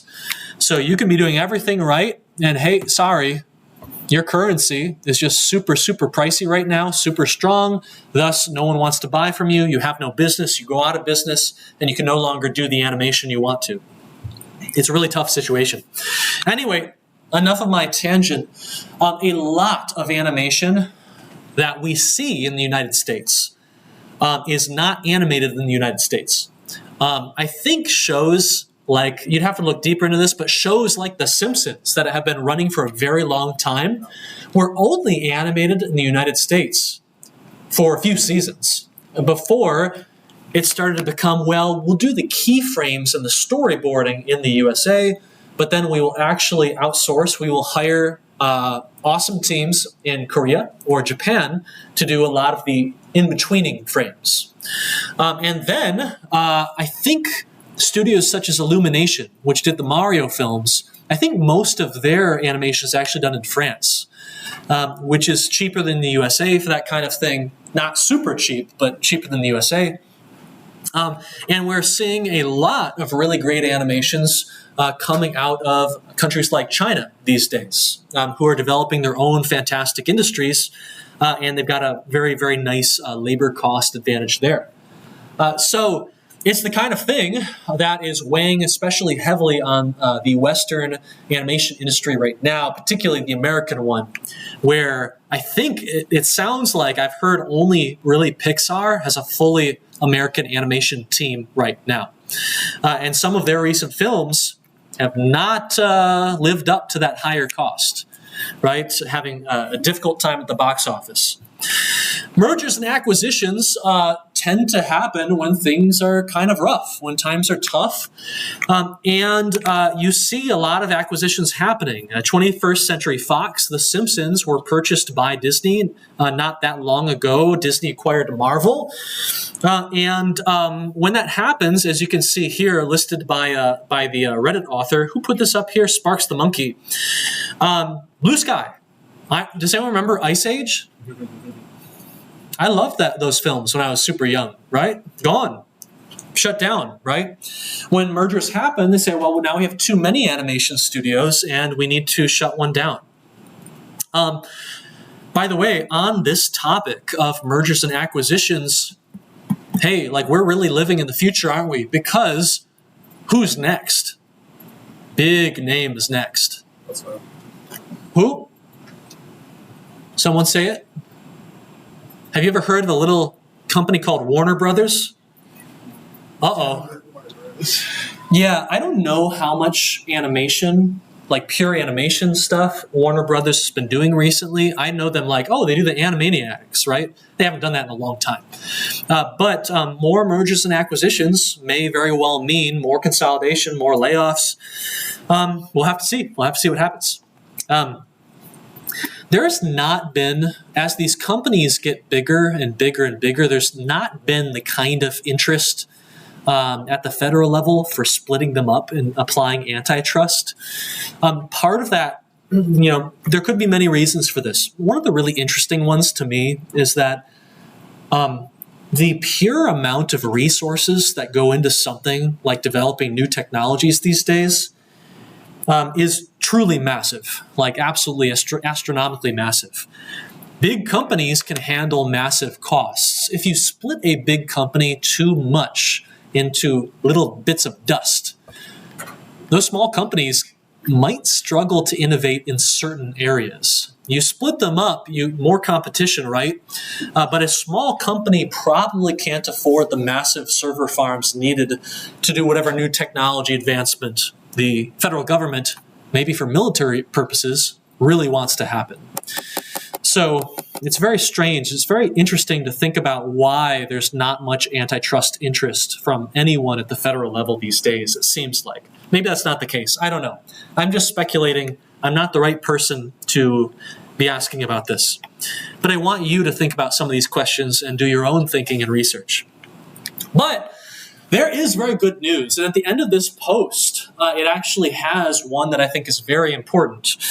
The rise of indie animation studios. I think I've mentioned this a few times. I've started just generally talking about this in all my classes and at IGDA. But we are seeing a wave of big companies getting their asses completely kicked by smaller, more nimble teams. When I was growing up, I kid you not, the game that would sell the most was the most beautiful game. The most realistic game, the biggest game. All these things heavily imply you got to have a big team. And the bigger the team, the bigger the game you can make, and the more likelihood you're going to win. I want to show you something, okay? There are indie films and animations that you see coming out of nowhere these days, like IPs that come from, corners of the internet, like Has Been Hotel. Okay, Sign, big deal with Amazon Prime. That's awesome, right? I know nothing about this except that the art is great and the characters look really cool. One of the voice actors from one of my previous games, Elsie Lovelock, was the singing voice for Charlie, the main character, I think during the pilot of Has Been Hotel. And that's like the only connection I have to this thing. I haven't even seen it. Anyway, hopefully it's good. But video games, my goodness, okay? I have a lot more knowledge on what's happening on the video game side of things. Indie games are annihilating larger teams, okay? Absolutely crushing them in very obvious and quantifiable ways, okay? Poor Ubisoft. Ubisoft was one of my favorite companies when I was young, and I still hold a place in my heart for them. Yeah. Rayman, the original Rayman game, that hard as heck game, was one of my first games. I think maybe the second game I ever played. And wow, magical time for Ubisoft in those days. These days, it's like, people, what is happening? Okay? Like, 12,000 reviews is good sales for a 10-person team, right? Not so much for the kind of 300-person teams you tend to see in AAA. Sims 4, how many copies has it sold? I only know this because it's a special game for me. If you don't know why it's special, you should check the credits. But it sold about 30 million copies. Not bad. That's a nice chunk of change. But for the team size that we had, that is just a pretty great result, not an exhilarating, ridiculous result. Okay? That's the kind of numbers you really want to hit if you can, if you have that big of a team.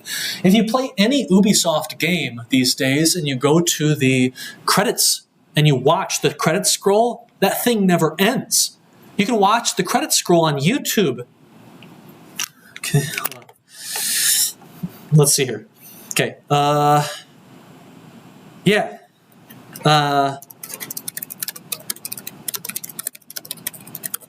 Okay, let's watch the Assassin's Creed Shadows. And I don't want to watch it because that's boring. Oh my God. Are you seeing this? God. Oh my God. Oh my, what? Jesus Christ. Okay, yeah. I used to have a habit. It was like a tradition of whenever I beat a game, I'd watch the whole credits because I was like respecting the developers. And, you know, maybe I see some cool names in there and maybe the credit screen has some little Easter eggs or some art or something, right? But just mainly like respecting the devs. Like, thank you so much. I'm going to see your name, even if I don't know you or remember you. I'm not going to do that anymore, okay, for these kind of games. It just doesn't work at all. It's cool art, though. Yeah, really good art. But, okay, folks, this is a big problem, a huge problem, all right? And how many of you see something like this and you feel like, yeah, underdogs, indies, right? David versus Goliath, okay? You're kind of down with it. Like, you like it when the small team wins, right? I like that a lot, right? I'm a big, I really enjoy underdog stuff. A question for you. Which of these two teams employs the most people? Yeah. And when you ask yourself this question and really think about the implications of the disruption we are seeing, when big teams can't win anymore, no one can get hired. Because small teams simply don't hire many people. That's why they are small.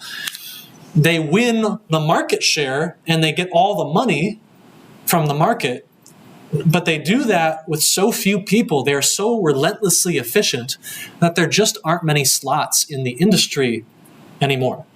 Okay? That depresses me. And it scares me a bit because it's a fundamental tension in what I believe. I really love getting my students employed, and I'm pretty good at doing that. But I also really love it when the small guy wins. And I think that's a really great thing for competition and innovation. But these two things are mutually exclusive, okay? And that really spooks me, okay? Not sure how to fix problems where you want two separate things that are just totally opposites. It's really spooky. So, okay. People are still getting jobs. And the disruption we're seeing with AI, I didn't have enough time to go and fully flesh out these slides. AI, here's the thing about new technology. It's often scary, and you often find it distasteful. I still don't know how I feel about the fact that AI, most Gen AI, is like consuming other people's artwork and kind of regurgitating it, right? It's like, you're copying my work. You're copying my game. That stinks, right? That's also kind of what I feel like I do when I walk into a great artist's gallery and I'm like, I'm going to try and draw that later. You know? But maybe it's different, but I can't really articulate how. It feels a bit different, but also maybe not. Can you help me out? But isn't that inspiration versus straight up physically taking what they made Yeah. and making a conglomerate of everyone else's stuff without permission. Globbing it together. Yeah, you're And like, yeah. you're consuming the art because you're trying to better yourself. Mhm. Meanwhile, people are just feeding it into the machine for a product. Yeah. Yeah. Like using your stuff without compensation. Yeah, it's like the purpose of the end product. 'Cause, It's I mean, you the were just purpose. saying you want to learn how to draw. Yeah. That's a good purpose. That's a Yeah. reason for that. A lot of the time, the reason why AA art is made is to Make money. cut on profit. Yeah. Well, so not cut on profit, but make money and Yeah. cut wages. Yeah. I'll tell you what though, I want to learn how to draw to make money. That's one of the reasons I want to, right? It's a really interesting thing. I agree with you. I feel like there's something different here, but it's so hard to pin it down. And when I think I've got it pinned down, then it all falls apart in my head. Yes? I think that the distinction is that you're inputting your own discretion, your own active discretion Mhm. in just into the process rather than Sure. just letting it. Okay, so question for you. How do you feel if someone takes these algorithms, these generative AI algorithms, and they only train it on their own corpus of art? Proprietary. What does that mean? Yes? Honestly, and a whole other issue with the AI is like it's bad for the environment. So even if they train it Yeah. on their own art, it's still kind of Destroy the it's still like waste like a lot of water and it expels too much energy. That Yeah. I don't know. I forgot there was some study where it's like one generation is equal to I forgot how much like electricity consumption, but it's a lot. Like yeah, something like that, and also like primarily the water like. I remember there's a data system being built in Yipsy, and like no one wants that Yeah. because it's the Yipsy's water supply. It's Yeah. I don't know, I'm not from here, but Yeah. you know, it's still kind of scummy, even if Yeah. it's your own work. It's like, come on, we have one Earth. Yeah. Yeah. It's very interesting to think about. So, anyway, when you look at these, when you look at the situation today, right, I will tell you some of the things that I've heard from industry professionals, especially in the game dev space. So, right now, animation, you know, when I went to Tencent Games in China, when I went to NetEase Games in Hangzhou, when I walked through the top floor with some of my game dev students, I was looking around at all the developers making these pretty cool games. Anyone willing to admit you play MiHoYo stuff? Okay, no one's ever willing to admit, but you all snickered, so I know you do. I don't really play gacha games because I don't have time for it, but they look cool. Every screen I saw, like it or not, had GPT open. And some of them had little AI art concepts open as well. And what's happening with a lot of studios right now is that they're over-investing in AI, and it's failing them. Because it turns out current status of Gen AI can't get you very good final results. But for many teams, what they're going for, it can get them about to the 80% mark. And what's happening is some of the teams that are generating these using Gen AI, they basically generate like 10 concepts or 10 like sketches to start with.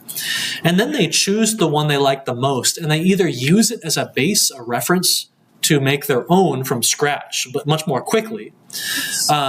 Or they take the actual output of the Gen AI, the actual image that comes out, the one that pops out of GPT or whatever, and they spend time touching it up and fixing things and customizing it. And I can feel everyone just kind of getting a bit like depressed, right? The amount this is happening is incredible. And a lot of the art you've seen in media is at least partially Gen AI'd. And no company is going to tell you this. The backlash is very painful.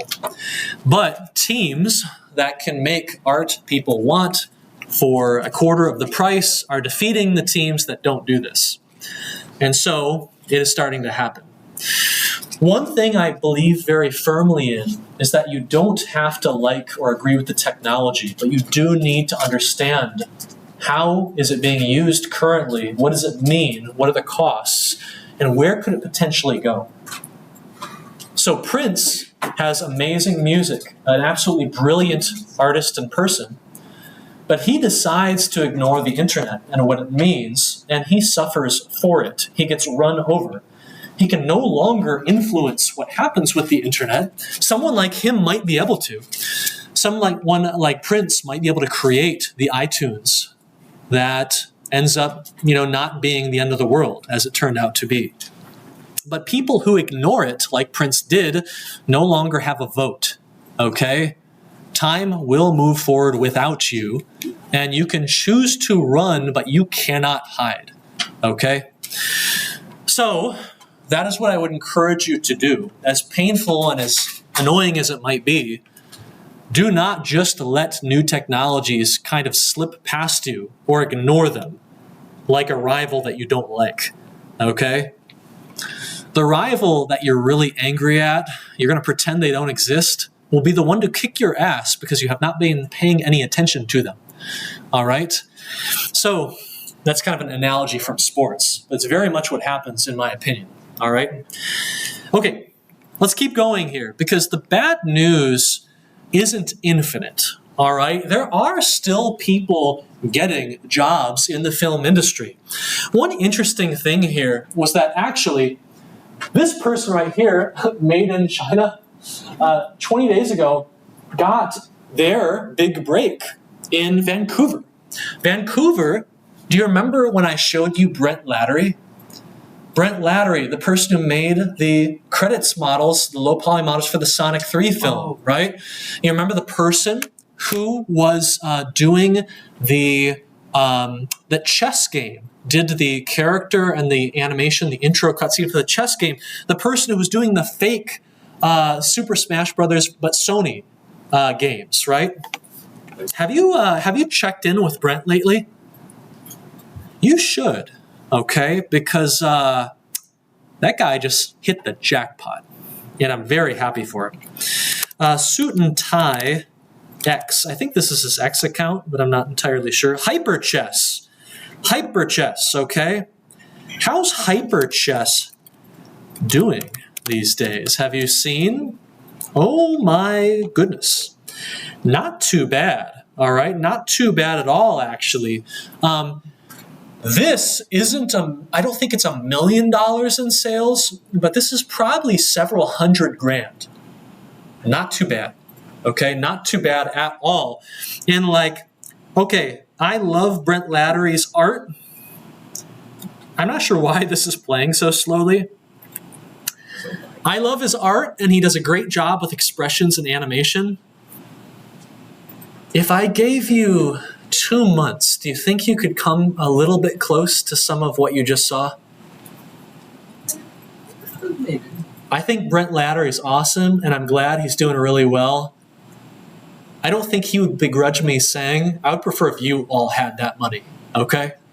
All right? Maybe you could start a local studio, okay? Start doing lots of characters like this. Anyway, there are teams that are finding ways to do a great job and be sustainable with indie animation. But what matters these days are the ideas that you have, because the barrier to entry has never been lower, which means everyone is getting into 3D art and animation. And so the people who have the best ideas, the people who are fastest, the people with the most discipline, are the ones who seem to be winning.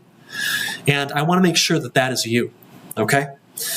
In the future, as technology gets better, the world might not have a need for 500 artists to create the same ideas and present them to the same quality, as they can now do with 50. And the numbers simply say the world needs a bit less art, okay? Or at least less people going in and grinding on art. And so it's going to come down to your ideas, the ideas that you have, and the skills that you have, and how fast you can move, and what you want to say, all right? Everyone will have the ability to say things, but not everyone will say things that matter. So you want to make sure that your ideas really matter, okay? When it comes to defending against this tech disruption, Gen AI, maybe I'm not the best person to ask. I've got 5 minutes left. Oh, good, I messed this up. We might go a little bit long. You can leave if you want to, no big deal. But I'm going to play a video into my office hours a little bit. And it's a good video. I think you'll enjoy it. But defending against Gen AI, one of the coolest things I ever heard of was this concept of the T-shaped engineer, okay? And you know what the T-shaped engineer is? This is a big thing with recruiters when I was an undergrad, and it was something that I think really helped me get my opportunities in the games industry, okay? The basic idea is this. What does a T-shape even mean here? Well, if you're an engineer, it really behooves you to have a very broad set of interests and skills. You don't have to go super deep on any of them. But you want to be the kind of engineer who has done some database work, okay? You can write some SQL. You know roughly how databases tend to work, and you can make them work with a larger program. This is your skill level. A little bit. You're kind of, you're into it, but not an expert, okay? But you also have some experience with websites, networking, cloud infrastructure, okay? But not a ton, right? You got your own personal website. You can do some stuff, make some basic online multiplayer maybe. You have some knowledge in classical AI and maybe some modern AI as well, all right? So you've got a little bit of knowledge there. That could be valuable. You also might have some knowledge in game development, game engines, visualization, stuff like that. This is all really good. You are useful in many different areas, but you are an expert in one of them, maybe computer security, cybersecurity, okay? You are very deep on at least one topic, but you have a very broad level of knowledge across many different topics. This is the kind of engineer who's extremely valuable to large corporations who really often want to specialize. Like they want you for this, okay, right here. But in a pinch, if they're downsizing, they go, I can't lose this person. I can use them over here and over here and over here. They're so usable, right? So I can't get rid of them. I can't lay them off. They're too useful. And for startups, this is fantastic because the startup team might only have 3 or 4 engineers for quite a while. You're an expert in computer security, which is great, and they love that, but they really need you this week to build a visualization tool right now for a demo that is either going to make or break the company with some investors, okay? Or they might need you to write the database technology this week because their main database person is like sick or something, or just ran away. Like startups are hardcore, okay? That just happens sometimes. This is super valuable, and right, you want an expert level. Recruiters love this, especially small teams love this. The idea here is the engineer is useful in many different areas, but you can lead development or even perform R&D in your area, okay? Super useful. Engineers, I recommend this, but this is also something that can be useful to artists, okay? A T-shaped artist might be someone who has some good knowledge of texturing, not too bad. They can produce some good textures for a character. They can actually also do some more manufacturing work, a little bit more quantitative. They know a bit of AutoCAD or Inventor, okay? And which means they could go from being a game artist 1 year to being employed by a manufacturing firm the next year, okay? They can just do that, right? There are certainly going to be overlaps between many of these skills, and so you can kind of flow from one to the next. You might also have some visualization experience, Unreal Engine maybe. This is also really good if you want to go work at Unity shops, because it turns out once you know a couple game engines, you discover they're all the same, okay? In fact, my whole game engine architecture course is kind of about this. All game engines at their heart, they're just different flavors of the same stuff, okay? Maybe you are really good at effects, VFX, compositing, okay? Kind of finishing up stuff, editing, okay? You're really good with stuff like After Effects, okay? Or you're pretty good, okay? But you are an absolute god at motion capture. Okay? Like almost no one on this campus has any motion capture knowledge. Did you know that? If you go and grind mocap, you're the person on campus. Okay, I don't know any of that. I'm going to come to you to ask questions. You can be the professor, all right? So you have a lot of motion capture knowledge, and that allows you to go hunt for general firms, but also to go to motion capture specific firms. And your reusability across many different areas of many different pipelines is going to make you harder to replace.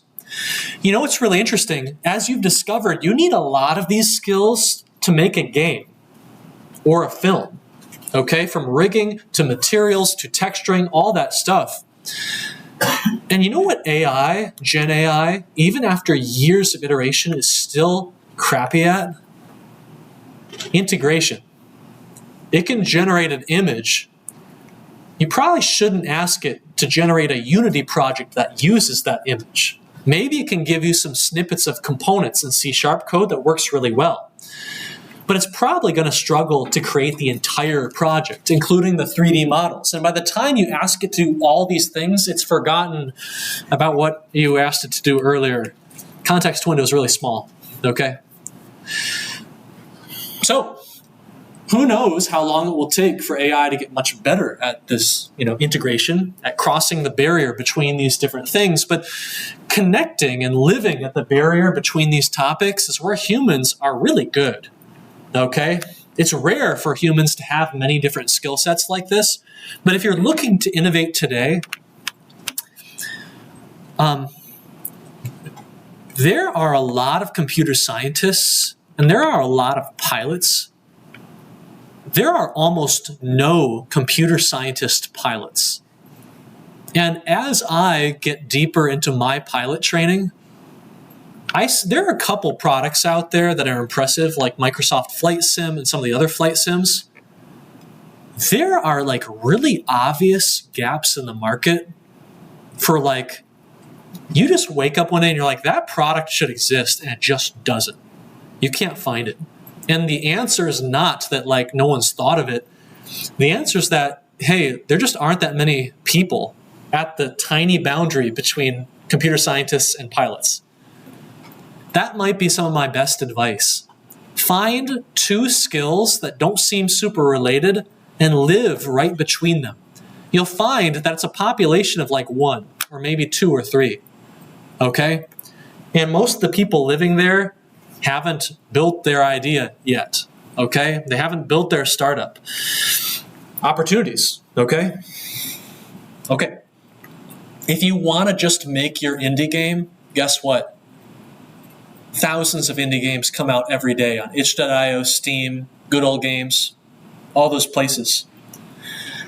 In the earlier days of Nintendo had a really interesting policy. They had a security policy with their most important game designer, Shigeru Miyamoto, the guy who made Mario, Legend of Zelda, Pikmin, okay? You know why? It's they shielded Mr. Miyamoto from the spotlight. It was hard to interact with him or even figure out where he was or what he was doing on any given day. Okay? You know why Nintendo did this? Because they were very nervous that rivals might discover that Mr. Miyamoto had just picked up a gardening hobby. And he, after gardening and getting really into gardening and learning some of the nuances and just noticing the things that happen when you're gardening, he got these new game design ideas for this new series called Pikmin. Right? And Pikmin is created and it blows up onto the scene. And it's not the biggest franchise in the world, but it's pretty big, okay? It's a great franchise for Nintendo. They're still making games in that series, and those games are still beloved. But that game comes about because Mr. Miyamoto is a great game designer that just picked up a gardening hobby. Tons of great game designers out there, tons of great gardeners, but almost no great game designer gardeners. Okay, are you getting what I'm trying to say here? Okay, this is one idea I have for defense against Gen AI. Because Gen AI is like agglomerating, it's consuming all of this stuff out there. But it really seems to kind of struggle at combining it all and crossing the gaps in the way that humans seem to be very good at. Maybe it'll get good at it. Who knows what's going to happen? But, this is my recommendation for the future. If you go and become very good, or you don't even have to become very good, okay? Just 30 hours into some new topic, you start gaining insights and you start becoming very valuable. You become very multidisciplinary, very reusable. So look at all these different disciplines, okay? It's going to make you resistant because AI might come and knock out 3 of them, but you've got the others, okay? And if you can live between them or find a way to combine all of your talents in one, that is a very rare thing indeed. Humans can't do that. You think AI is going to be able to do that when the AI is just copying human work? Maybe, but maybe not, okay? You're safe, at least for a little bit longer, in these couple that AI has not consumed, okay? So my recommendation for you, and this is the video I'm going to show. If you want to, you can leave. That's fine. It's not a long video at all. But one of the most concrete things I hope you've discovered in this course is that you can learn new stuff. You can learn it fast. And you don't need to become an expert level at anything. How many of you would say you're an expert level at Blender now? I wouldn't. Not even close. I think most of you are beyond me at this point. Well beyond, actually. I got you in Unity, though. Okay? Yeah. By like a decade. But you can go learn new things. And I think in 2025, the most important aspect of the human is that it is very good at learning new things that other humans may not have even learned before. Poking and prodding things, experimenting, discovering new things that AI can't copy because it doesn't really exist yet, okay? I think innovation happens at the boundary between other things these days, and so my best advice for you to feel better about the future, constantly be in the mode of learning something new. Grab one of these weird-looking icons, these weird programs off the shelf. Go find the educational edition if it's a paid program. Usually that's really cheap or free. Just see how it resonates with you. See if you can move your mental model of what you know from Blender or Unity into this software. You may discover that you can already speak the languages of some of these programs you've never actually heard of before, okay? And you can learn things a little bit faster than you might have thought. You might discover that there are problems with these pieces of software that now only you see, because only you have knowledge of multiple pieces of software, okay? And before I play this video, do you have any questions or comments? Because this is going to be the end of the lecture when it finishes, okay? Yes? So I just talked today in my music class to a piano player who learns songs by ear and plays at piano bars just taking requests. So that's awesome. He can learn hundreds of songs. But his point was that art is like a tool, you know? And that his metaphor that he used was okay, maybe your art is your axe. And you can perfect that axe, but at some point you have to use it to chop down a tree. Yeah, so exactly. You could learn all of these things as long as you're doing something with it. Yeah. Instead of trying to become it's like the T-shaped thing, becoming really good at something, but also using it for something. Yeah, absolutely, right? So in this course, we build things with the tools we're learning, okay? If we didn't have anything we wanted to build, we wouldn't bother. I think that your maybe most surefire way to fight against AI right now, if you interact a lot with AI, you know this. And I interact a ton with AI, okay? A lot of you avoid it like the plague because it's distasteful to you. I think this is a grave mistake, okay? AI is extremely repetitive, predictable. It doesn't seem to have an original thought in its body. It is incredible at generating slop, okay? Which is a term that recently became very common and not by any coincidence, okay? And so I would encourage you, keep learning new tools, but also keep thinking about what makes an idea resonate, what makes an idea feel human, because this changes over time. And only humans seem to be able to do this now, and AI is not getting much closer as the years go by at feeling more human and generating new, fresh ideas, okay? I don't think any of our AI, right? If you asked it 1,000 times, I don't think it would ever come up with something that popped off like Five Nights at Freddy's. Okay? So, anyway, let's watch the software. You don't have to stick around. Maybe put on double speed. It's a quick run through by a very experienced 3D artist, i.e. not me, talking about all of these softwares in a really quick rundown on what they do and why you might want to learn them next. Because what comes next is a big question for you, and it's a question we're going to talk about even more during our final lecture after the showcase. Okay? So before any of you go, remember, you can get your course completion stickers. Don't leave the room without them. And I'll be around for about an hour after this happens. Okay? After this lecture's done. Okay, here we go.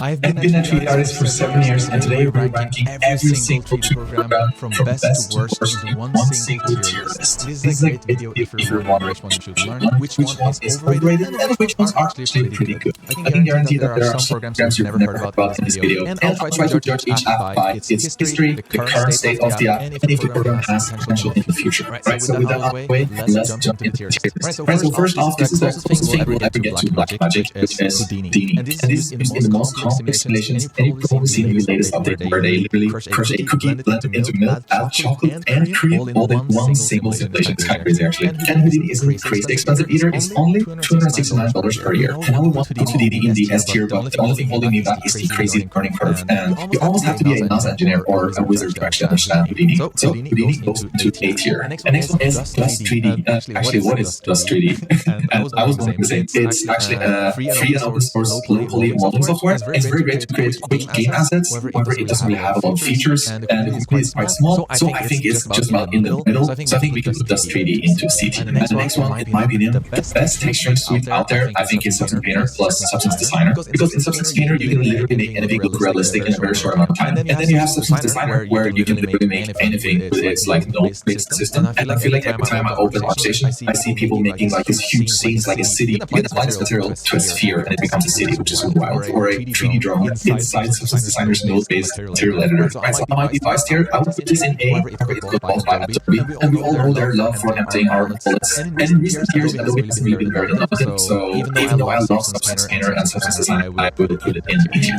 So next one, since you watched my channel, you definitely heard about this one, which is Blender. And we all know Blender, the free open source everything software for 3D. Like you can do 3D animation, video editing, 2D animation, illustrations, visual effects. Like you can do anything. And the animated flow was made with Blender, and it actually won an Oscar, which is the first time for Blender. And the director of the movie actually shouted out Blender in the winning speech, which is kind of for open source software. Blender is definitely changing the industry. It's free, it's super fast, and it keeps coming with amazing fits. However, you might like this, but I don't think it's ready for S tier yet. And the reason why is that it's not widely adopted by the industry yet. Like productions with large teams and pipelines, they still tend to use software like Maya and Houdini instead. But it's great for small studios and artists, but it's definitely not an industry standard yet. So I have to put Blender into A tier. Okay, so you love Blender and hate shortcuts. Well, this one is for you. B for artists. So B for artists are basically for people that want to use Blender but doesn't really like these shortcuts. So they made their own separate Blender portion where you can basically do everything you do in Blender by just using a mouse instead. It's a cool initiative, and it's cool to see other portions of Blender, but personally I'll stick to Blender because I think you'll work much faster using these shortcuts. And by not learning these shortcuts, you might just be sabotaging yourself in the future. And that's of course just my opinion, but I'll put this into C tier. Now our first voxel editor in this list, which is Magica Voxel. And Magica Voxel is actually really cool. It's a free 3D software where you can create and render 3D voxel models. And when it comes to features, it's a pretty niche software with a very specific use case. But considering it's just the whole guy, I think it deserves the B spot. And the next one is Katana. Not the sword, but the lighting and look dev program made by the founder. And I'm going to end the recording so the video doesn't get banned on YouTube for just being a re-upload. So anyone watching online or watching, just go find the video on YouTube and watch it yourself. It's really good.